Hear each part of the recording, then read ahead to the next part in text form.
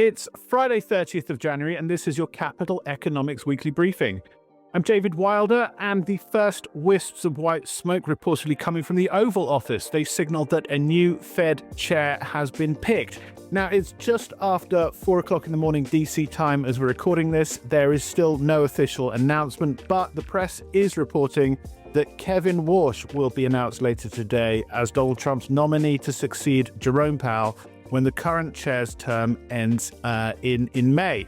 To get a sense of what this could all mean for the Fed, for the US economy, for markets, I'm joined by Group Chief Economist Neil Shearing and by Stephen Brown, our Deputy Chief North America Economist. Hi, guys. Hi, David. Hi, David. Let's get straight to it. Stephen, the long wait may be over. You had a note out earlier today ahead of the Europe market opening, calling Kevin Warsh a relatively safe choice.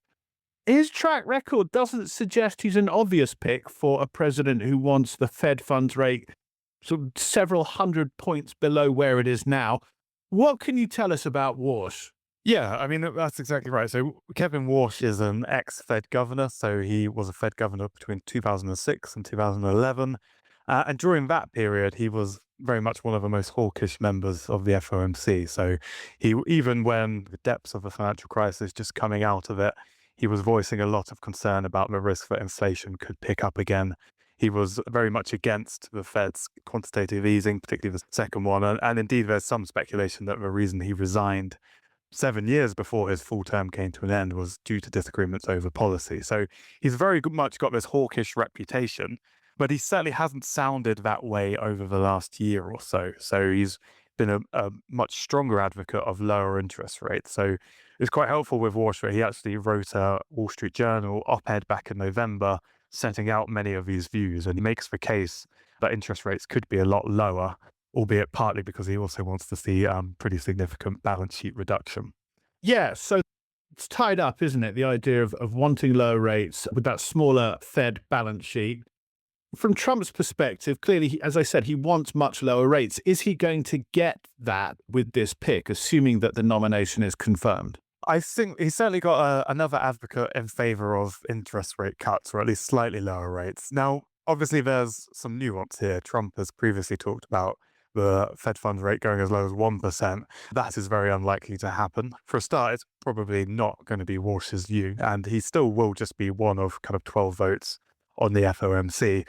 But, I think the big picture here is that compared to the other candidates we had been talking about, for instance, Kevin Hassett, Warsh kind of makes a more convincing theoretical case that interest rates could be lower. So he talks a lot about the potential productivity boosting effects of AI, how that should hold back inflation. And I think, given what we're seeing in the data at the moment with GDP growth very strong and no sign of inflationary pressures really, despite tariffs, that's a pretty good view to be holding at the moment. Indeed, it's quite close to our own view. But that's not to say there are a few things that concern us there. So in his op-ed, he explicitly says the line, so the Fed should abandon the dogma that inflation is caused when the economy grows too much and workers get paid too much. Now, again, he's getting at this point that if productivity growth is very strong, then strong GDP growth and high wage growth doesn't necessarily mean inflation is going to pick up. But it does still create this risk where, I think everyone that was in this race was trying to be the next Alan Greenspan, who famously kept rates lower than the rest of the FOMC, maybe wanted in the run-up to the dot-com boom because he saw this productivity boom happening. But the risk is that if everyone's looking for that, then they see everything is confirmation of that view, rather than necessarily taking a more skeptical approach. So it could be that we get a scenario where the Fed falls a bit behind the curve because they interpret strong growth as signs of an AI boom that could be disinflationary, when perhaps it's actually something else, a broader pickup in demand that turns out to be more inflationary.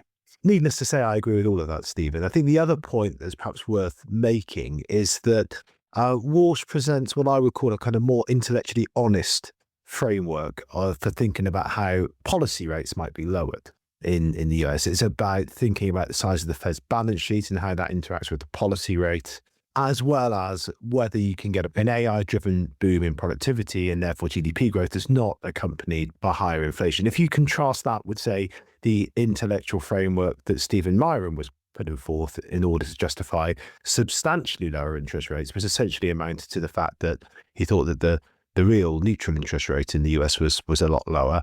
And there's not much evidence that that's the case, frankly, if you look at how inflation has performed and how the US economy has performed. So I would characterize Warsh's kind of intellectual framework, if you like, as being a bit more honest. Now, what that amounts to in practice, it might amount to a shift in the monetary mix or the balance of monetary policy, where we have a slightly smaller Fed balance sheet, and maybe that allows some rate cuts and at the shorter end of the curve. But it doesn't seem to me, at least, to be the case that Warsh is advocating for substantially looser financial or monetary conditions. I don't know what you think, Stephen. But it doesn't look to me that this is a kind of pick by Trump that's going to lead to usher in a period of substantially looser monetary policy and therefore looser financial conditions and juice the economy in the way that the president seems to have indicated that he wants in the past. Yeah, I think I'd agree with that point. His views on the kind of policy and balance sheet mix, policy rate and balance sheet mix, I should say, is kind of his idea that I think the overall level of financial conditions should maybe be where it is, but they could shift a bit more to favor kind of small and medium-sized businesses, is his view. But yeah, I think it doesn't necessarily call for looser policy, but coming back to this idea that by this time next year, if our forecasts are right, the AI investment boom should have broadened out even further across the US economy. And while it's true, if we look back to the dot-com boom, that initially those productivity benefits did help to keep down inflation, by the peak of the boom, inflation was back above target and the Fed was having to tighten quite significantly. And maybe the risk is that the Fed wouldn't be as prepared to do that and could potentially lose control of the long end of the yield curve for that reason, with inflation expectations picking up. Yeah, I want to get on to the long end of the curve, but before I do, just to be clear, you speak about Warsh as having this sort of intellectually rigorous framework around where rates should be, and that's encouraging in terms of this nomination, if indeed it is confirmed later. I keep coming back to this question of Fed independence, though, because we do have a president who's made it clear that he should have a voice in where US rates go. Quote from a speech Warsh gave to the IMF last year: "I strongly believe in the operational independence of monetary policy as a wise political economy decision. I believe Fed independence is chiefly up to the Fed." Stephen, if this nomination goes through, will that settle this debate, this question, this row about Fed independence? Oh, almost certainly not. I think we could say, given what we know about President Trump and his history of kind of attacking the Fed. But I think, there is a scenario here where the first 6 months or so could be relatively smooth. So obviously we had the Fed's most recent meeting this week. It sounded like the Fed is quite happy on pause for another couple of meetings at least. And in that case, the Fed funds target range will remain at 3.5% to 3.75% by the time the next Fed chair is in. And that's still way above the kind of the median estimate of the neutral rate among the FOMC, which is closer to 3%. And when we look at the inflation backdrop, tariff effects haven't really fed through as much as anyone expected. The Supreme Court might even get rid of many of those tariffs within the next couple of months, so we could have even less reason for concern. So the big picture is that we're heading back to a path to inflation of maybe 2%. The labour market, although we think some of the kind of worst case fears are overdone, the unemployment rate is in line with the Fed's estimate of its long run neutral level. So based on that, in kind of a simple Taylor rule framework, you would have the interest rate at its neutral level as well. So I think there's scope for the Fed to cut at least once more, and under new Fed leadership, maybe they could squeeze out another cut as well. Indeed, that's what we're projecting at the moment over the next couple of years. But then obviously beyond that, it would get a lot more complicated for Warsh managing his relationship with President Trump. Neil, does that imply more volatility ahead then in terms of just the macro outlook? Well, I think almost inevitably it will. Yes, I was thinking back actually this morning to the time when Jay Powell was appointed or nominated by President Trump, lest we forget, as Fed chair. And back then, I was in the US in New York at the time, and there was lots of concern that this was a Republican establishment figure that didn't, heaven forbid, didn't have a PhD in economics. Can you imagine? And that he would therefore be a stooge, and that Fed independence is on the line and would be at risk. And we all know how that played out. So my sense on this is that not that we should take institutional independence for granted, far from it. And I think that it will continue to come under renewed pressure and strain. But I think the monetary guardrails, the institutional guardrails are going to broadly hold, would be my sense. I think this pick will reinforce that view. Doesn't mean to say that the situation is not going to ebb and flow over the coming years. I suspect, as Stephen says, if it's the case that Trump doesn't get the rate cuts that he wants, then we can expect more incoming flack from the White House to the Fed over the next few years. Okay, let's just imagine that this confirmation goes smoothly, that we do get Warsh in the chair when Powell's term expires in May. You talked about the short and long ends of the curve, and we can't really talk about Kevin Warsh without talking about the Fed's balance sheet. It feels like a big part of what Warsh thinks is wrong with the Fed is the size of that balance sheet. As you said, Stephen, speculation that he resigned back in 2011 because of QE2. What do we know about his ideas for shrinking the balance sheet and how that plays out in terms of setting short-term rates? Yeah, to be honest, we haven't seen a whole lot on how the Fed could actually go about that in practice. So I think it's worth saying here that Treasury Secretary Scott Bessent has also been critical of the size of the Fed's balance sheet recently, maybe due to slightly different reasons. Bessent was kind of criticizing it because at the moment, the Fed is actually losing money, given that the assets that he holds.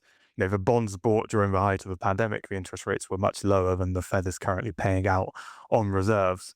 So I think, in practice, shrinking the balance sheet dramatically would be quite difficult. We'll write about this more in our research, but the Fed would essentially have to go back to a scarce reserve regime.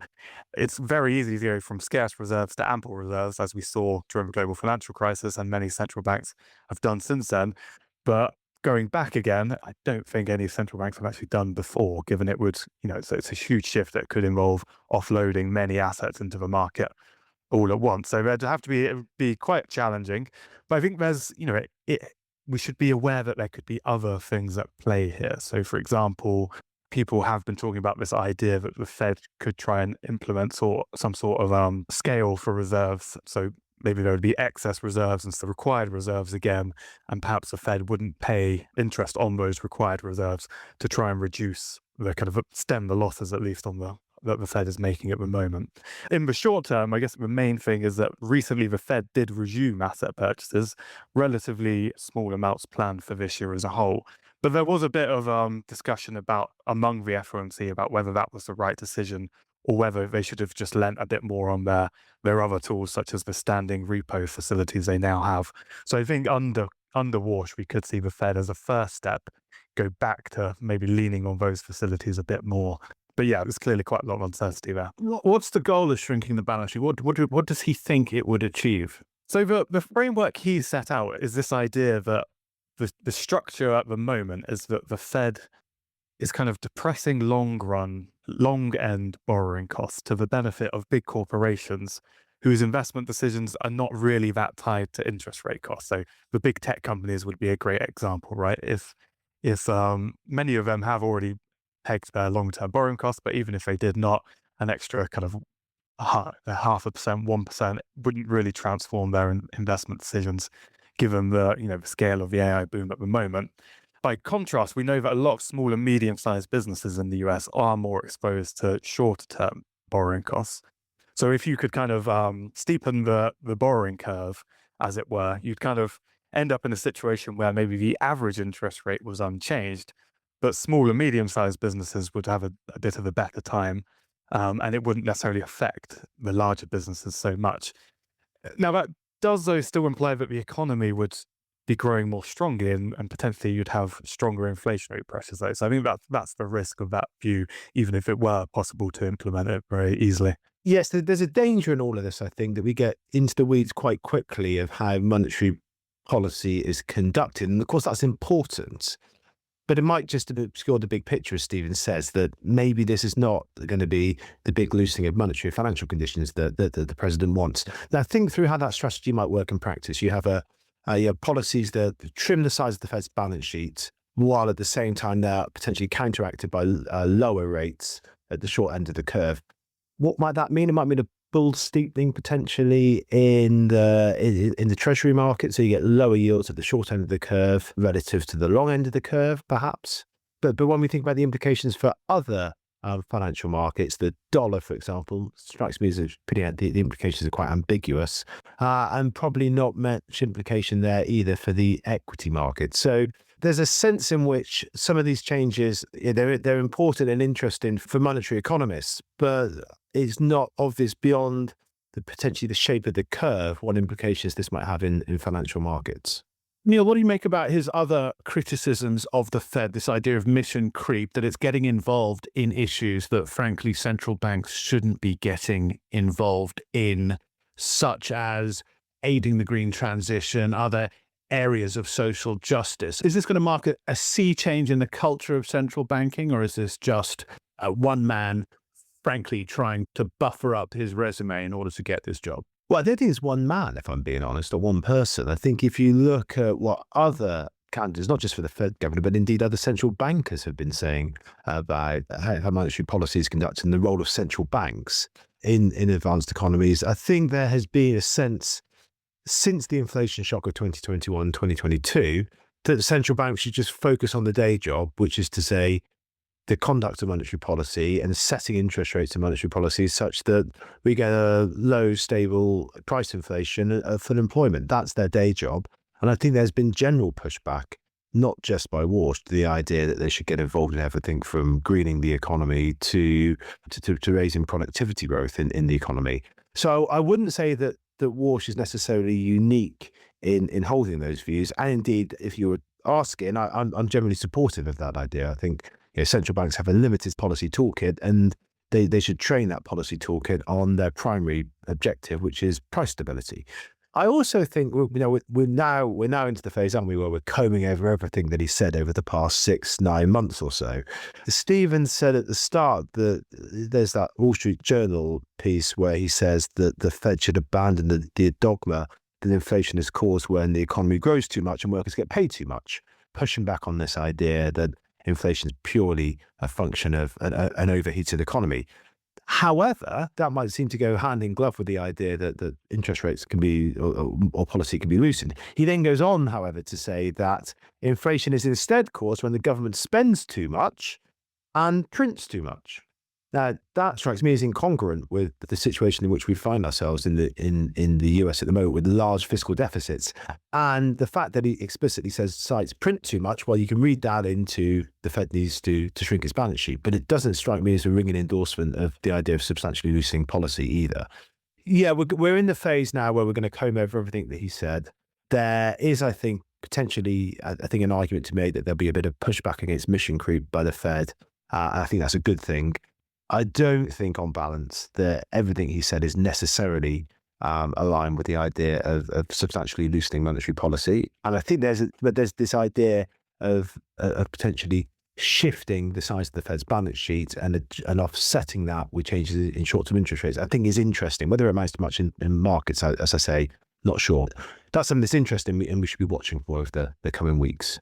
Yeah, I'm going to ask Jonas Goltermann, our colleague, in a bit about market implications. But I think through all of this, what runs through all that you and Stephen have been discussing in terms of potential now for much lower rates, or how the Fed could be reformed, or how the Fed's balance sheet could be shrunk indeed, is this idea that he will, after all, just be one voice on the FOMC.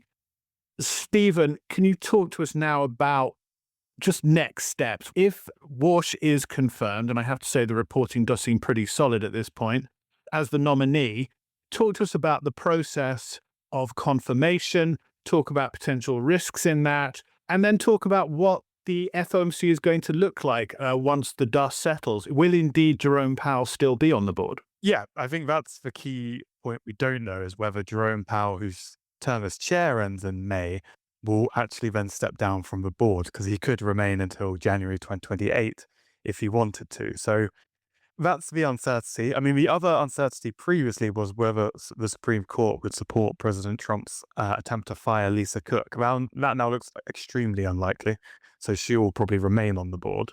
If Powell and Cook both stay, then Trump would have to use the seat that Stephen Miron is currently on to try and nominate Warsh to the board. So Myron's term, he's serving out Adriana Kugler's term that expires actually tomorrow. So that seat becomes available pretty much immediately. But the other complication here is that the Senate doesn't seem willing to support any of these nominations until the Department of Justice's kind of criminal probe into Jerome Powell, which was outlined earlier this month, is sorted, for want of a better word, until there's some sort of conclusion there. So it's kind of quite complicated. We could even end up in a situation where the Senate refuses to confirm this nomination and Powell ends up as chair beyond May. So if there's no one confirmed to replace him, the rest of the board can just vote for him to remain in that position as chair pro tempore. And then we would just have to wait to see what happens with the Department of Justice probe. But you would think that maybe Trump would try and call an end to that if that was the scenario we found ourselves in.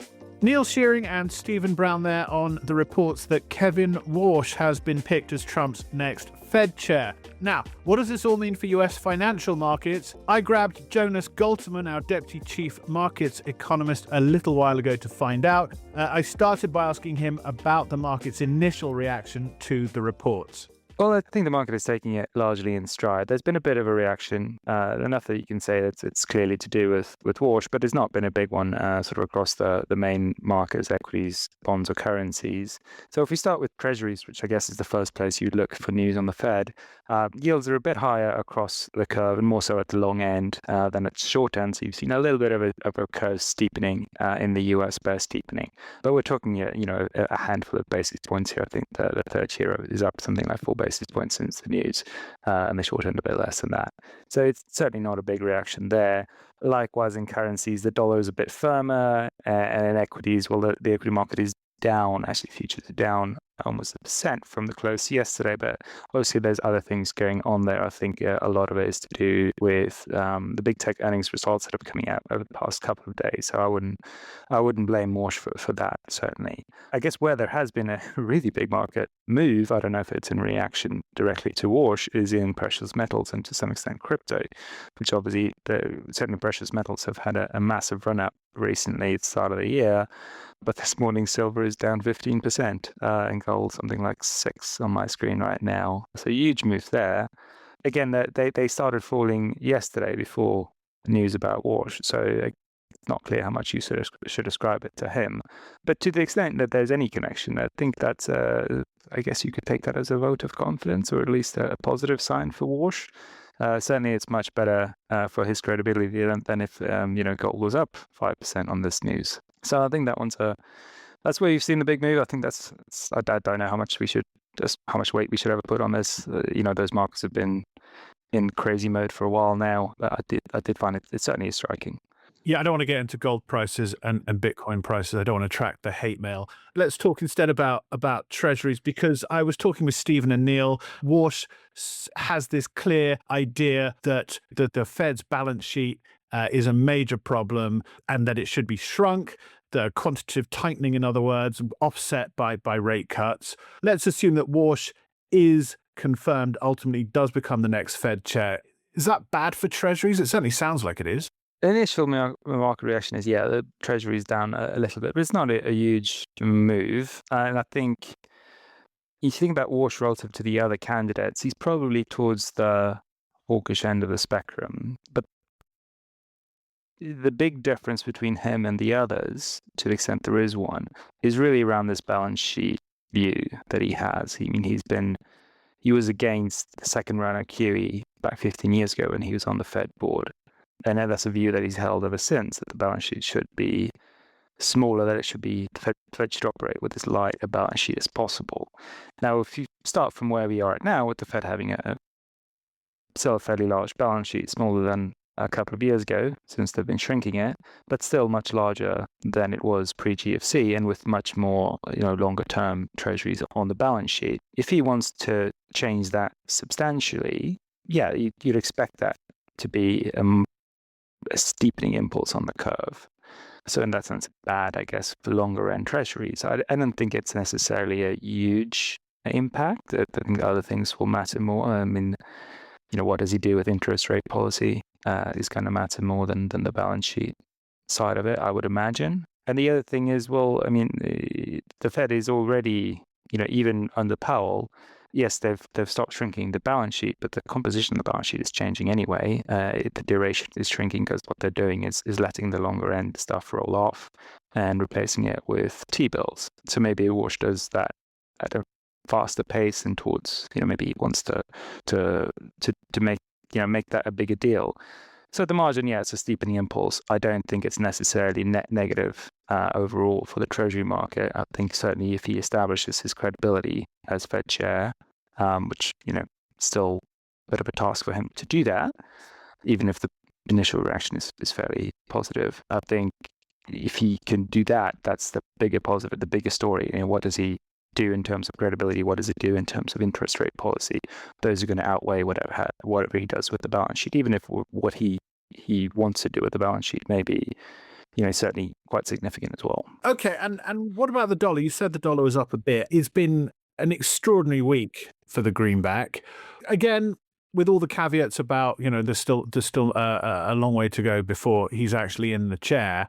What does Warsh mean in terms of the outlook for the dollar? And just tell us a bit about what we know and what we don't know about the government's dollar policy. Yeah, I mean, the initial reaction has been the dollar is a bit stronger this morning, continuing a bit of a rebound over the past couple of days. So I think the market goes back to what I was saying earlier. Warsh was probably the one of the more hawkish potential candidates. So if it is him, that relative to what you thought before, it's a mildly hawkish thing. And therefore good for the dollar. The other thing is it removes the uncertainty around this, reduces, I should say, the uncertainty around this question. I think that uncertainty, not knowing who's going to be the next Fed chair and not knowing how big of a deal it's going to be, has been at the margin a negative for the dollar. So in combination with other things has sort of added to the sense that US monetary framework, I should say, currency policy is a bit up in the air, which is, I think, been a bit of a headwind for the dollar. So maybe some of that will fade now that we know, or we think we know, who it is going to be.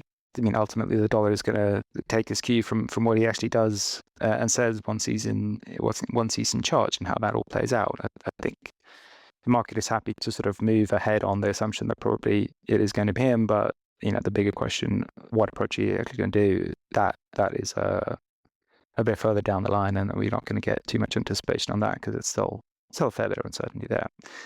Now, bigger picture, the dollar is still down more than 3% on a couple of weeks ago. Most of that I would ascribe to the Treasury Secretary and not to the Fed, Mr. Besant and his adventures in currency intervention or currency signaling. And I think on that front, things are calming down. We saw a big move on this rate check news last week and sort of a lot of speculation around the administration is trying to push the dollar down. And then Besant came out on Wednesday and said, no, actually, the US has always had a strong dollar policy, which I think a lot of people find hard to believe, but he is at least going through the motions of saying that. Trump as well was talking about letting the dollar find its level, which is different from trying to push it down. So they're trying to put the genie back in the box, if you will. I think maybe they got a bit more of a market reaction than they really bargained for. Perhaps the intention really was just to get a stronger yen, but not a weaker dollar across the board. So we'll see how this evolves. I think ultimately our view throughout this has been that the politics around us can create a lot of short-term volatility and downward pressure on the dollar. But ultimately, what is going to determine where the dollar is in 6 or 12 months is what happens on the macro fronts and what does the Fed do. And I think, our view remains that the US economy is in a very strong place. The Fed is going to not cut as much as the market expects and may not cut anymore at all. And that is going to help the dollar rebound later this year. But, in the short term, the roller coaster ride may continue. Jonas Goltermann on reports of a new Fed chair and a wild week for the dollar. There's much more about all of this on our platform. Check out capitaleconomics.com for more. Get in touch with me at podcast@capitaleconomics.com if you want to learn more about how to access our content, how to speak with the team, or any other aspect of our service. But that's it for this week. We have a special podcast in the coming week all about the extraordinary fiscal, monetary and political shifts that are happening in Japan. So do look out for that. And until next time, goodbye.